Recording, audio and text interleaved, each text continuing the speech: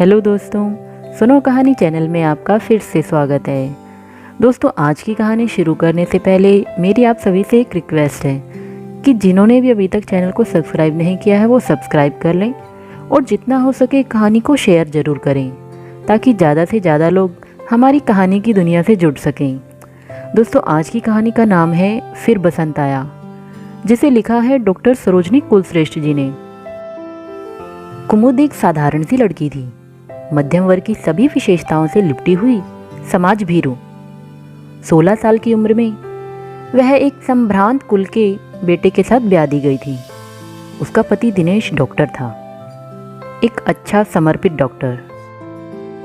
सेवा के लिए जियो उसके शिक्षालय का उद्देश्य था, जिसको निभाने की वह पूरी कोशिश करता था। वर के रूप में शील और व्यवहार की कन्या पक्ष वालों ने भूरी भूरी प्रशंसा की थी। राजकुमार सा लगता है, राजकुमार सा, सबके मुख पर यही बात थी। विवाह भी बड़ी धूमधाम से हुआ था। पिता ने दहेज भी उस समय की प्रथा के अनुसार अच्छा खासा दिया था, यद्यपि वर पक्ष वालों ने कोई मांग नहीं की थी। डॉक्टर दिनेश ने कुमुद को प्यार दिया। वह अपना जीवन सार्थक समझने लगी थी। 2 वर्ष तक कनक से दिन, मोती सी रात किस तरह कट गई पता ही नहीं चला। एक दिन एक लड़की कुमुद के पास आई। उस समय कुमुद पलंग पर ही बैठी सितार बजा रही थी। वह लड़की उसे सितार बजाते हुए देखकर बड़ी हैरान हुई। आप सितार बजा लेती हैं? कुमुद ने कहा, हाँ क्यों नहीं, मैंने तो मेरठ में काम्बोज जी से बाकायदा प्रशिक्षण लिया हुआ है। वैसे मैं कविताएं लिखती हूँ, वही मेरा शौक है।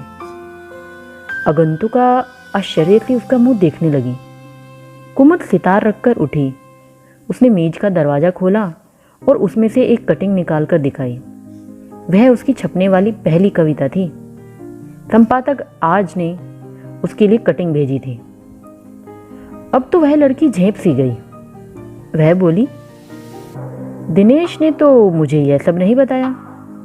उन्होंने कहा था मेरी पत्नी पढ़ी लिखी भी नहीं है और किसी कला में उसकी कोई रुचि भी नहीं है, बस घर का काम, खाना बनाना जैसा अच्छी तरह कर लेती है। वह लड़की क्यों आई, क्या जानने आई थी? पर दिनेश को जब उसके आगमन का समाचार मिला तो उसने कुमुद से क्या क्या बातचीत की इस विषय में पूछताछ करने लगा। कुमुद बोली, तुमने तो मेरी इमेज ही बिगाड़ दी। मैं पढ़ी लिखी नहीं हूँ, किसी ललित कला में मेरी कोई रुचि भी नहीं है। तुमने यही कहा ना इंदु से? दिनेश चुप हो गया। इस घटना के बाद दिनेश कुमुद से खिंचा खिंचा रहने लगा। उसके प्यार में वह गर्मजोशी नहीं रही जो 2 वर्ष से अभी तक वह निरंतर अनुभव करती आई थी।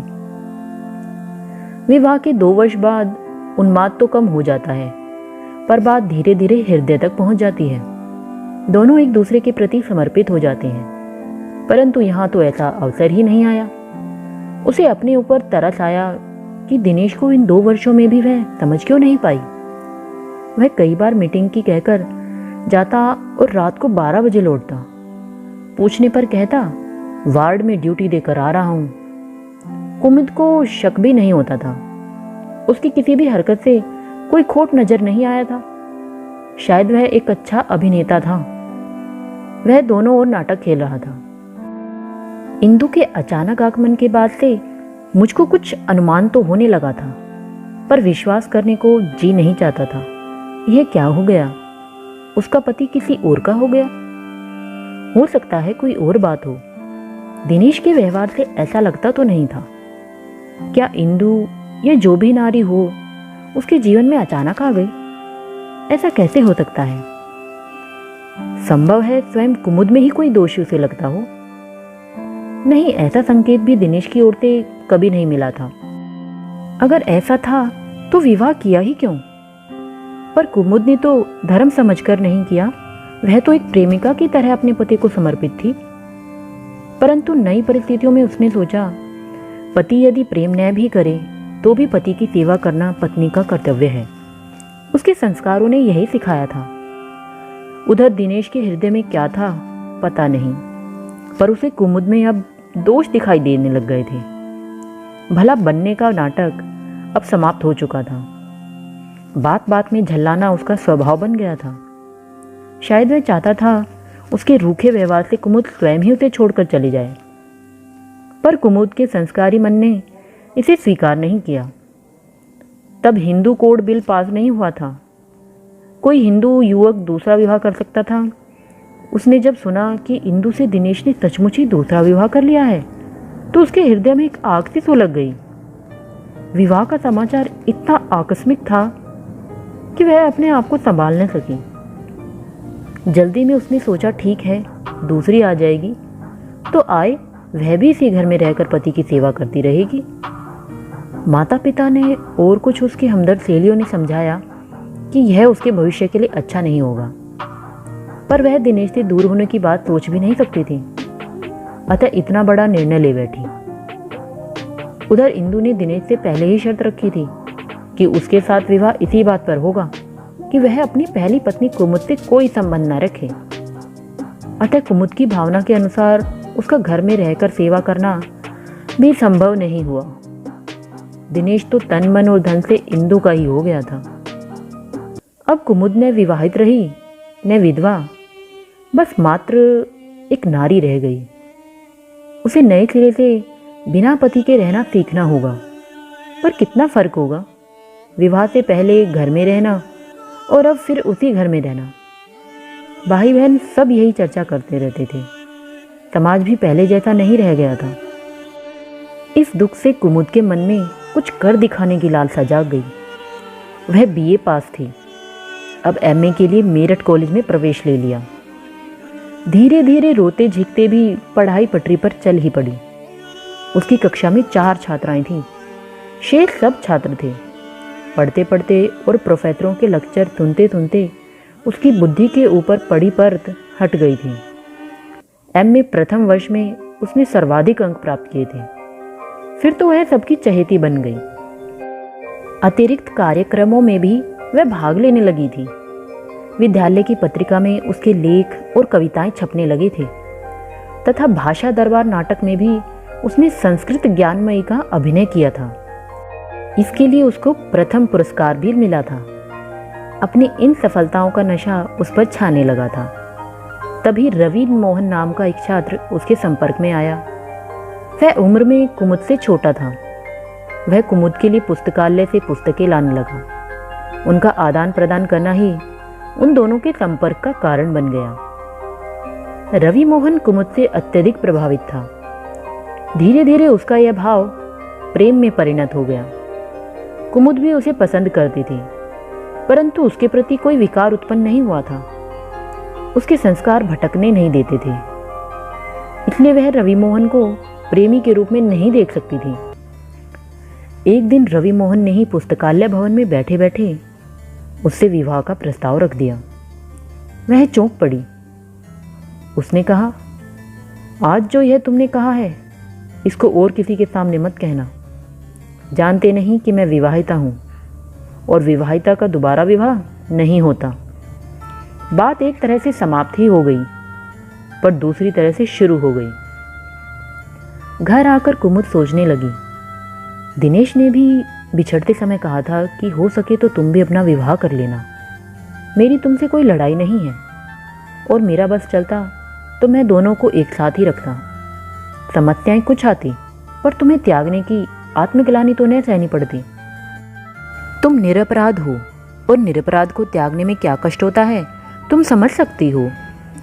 मैं तो सब कुछ समझती हूँ, नारी हो ना। पर पुरुष तो कुछ भी नहीं समझना चाहता। अच्छा, देखती हूँ उनकी बात में कितना दम है। अगर रवि मोहन राजी हो तो यह नाटक भी करके देखा जाए। एक और नारी दुर्बल तो दूसरी तरफ साहसशीला भी है। वह क्या कोई निर्जीव पदार्थ है जिसे जब तक चाहा अपने हृदय से लगा कर रखा और जब ना चाहा तो धूल में धूसरित होने को फेंक दिया। समाज भी उसके प्रति नरम रुख नहीं अपनाता, उसे सच्चरित नहीं समझता। अब तो उसे भी वही करना चाहिए जो दिनेश ने रास्ता चलकर बतला दिया है। जब उसने नहीं निभाया तो वह क्यों निभाए। रवि मोहन शायद सच कहता है। माता पिता भी तो यही सोचते हैं। भैया और भाभी भी अपना बोझ उतारना चाहते हैं। जब कुंवारी कन्या घर पर बोझ बन जाती है तो परित्यक्ता तो और भी भारी हो जाती है। उसने निश्चय किया, हाँ वह भी करेगी विवाह। इन्हीं विचारों में डूबी वह माँ के पास गई और रवि मोहन का प्रस्ताव बताया। माँ तो बेहद खुश हो गई। पिता से उन्होंने बताया तो वे भी बिस्तर से उठकर आ गई। बेटी, तुमने ठीक फैसला किया है। मैं तो दिनेश पर मुकदमा करने जा रहा था। उस बात को तुम भी पसंद नहीं करती और मैं भी असमंजस में था। हम लोग अधिक से अधिक मेंटेनेंस ले सकते थे, उसको सशरीर तो बुलाकर बिठा नहीं सकते। लेकिन पिताजी दिनेश ने कहा था कि तुम विवाह करोगी तो मुझे बहुत खुशी होगी, तो उसको अवश्य आना पड़ेगा, यह मेरी शर्त है। अब उसको बुलाकर क्या करोगी बेटी? हम लोगों को उसके ऊपर गुस्सा ही आएगा। नहीं पिताजी, गुस्से की अब कोई बात नहीं है। तब तो आया था, पर अब तो समस्या समाधान की ओर है। दिनेश भी मजबूर हो गया होगा। सुना है उस इंदु ने अपने गर्भवती हो जाने का डर दिखाकर सहानुभूति बटोर ली थी। वह समाज की दृष्टि में पतिता कहलाएगी, अतः शादी ही एकमात्र समाधान था। इसमें दिनेश का कोई दोष नहीं है। जो मेरे निकट रहा, जिसने मुझे भरपूर प्रेम दिया, भले ही वह बहुत लंबा नहीं चला, उसको धन्यवाद तो देना ही होगा। फिर मैं रवि मोहन को पाकर धन्य हूँ। अतः अब दिनेश भी मेरा मित्र है, वह मेरे विवाह में अवश्य आएगा। विवाह की तैयारियां होने लगीं। पहले विवाह जैसी धूमधाम तो नहीं थी, पर उत्साह सब में पहले से अधिक था। सभी अपने अपने कारणों से सुख का अनुभव कर रहे थे। बारात आ गई। दूल्हा भी घोड़ी पर न आकर कार में आया था। दिनेश ने तो सेहरा बांधा था, पर रवि मोहन ने केवल पगड़ी बांधकर कलगी लगाई थी। उसका सादा वेश सुंदर लग रहा था। स्वागत सत्कार के बाद जयमाला का कार्यक्रम होना था। कुमुद की निगाहें दिनेश को ढूंढ रही थी। उसकी प्रतीक्षा में कुमुद किसी प्रकार समय को टाल रही थी। अचानक सबकी दृष्टि एक और पुरुष पर टिक गई। वह दिनेश था। दिनेश को सामने पाकर कुमुद का मन हाहाकार कर उठा। काश इस समय भी यही दूल्हा होता। रवि मोहन के रूप में वह मानो दिनेश को ही देख रही थी। अब दिनेश दूर खड़ा न रह सका। वह धीरे धीरे चलकर कुमुद के पास आया और बोला, कुमुद, विवाह की बधाई हो। रवि मोहन के रूप में तुम्हारी पसंद बहुत अच्छी है। जो कुछ मैं नहीं दे पाया, वह सब तुम्हें भगवान करे रवि मोहन से प्राप्त हो जाए। तो दोस्तों, इसी के साथ ये कहानी यहीं समाप्त होती है। तो चलिए मिलते हैं एक नई वीडियो में एक नई कहानी के साथ। तब तक के लिए गुड बाय।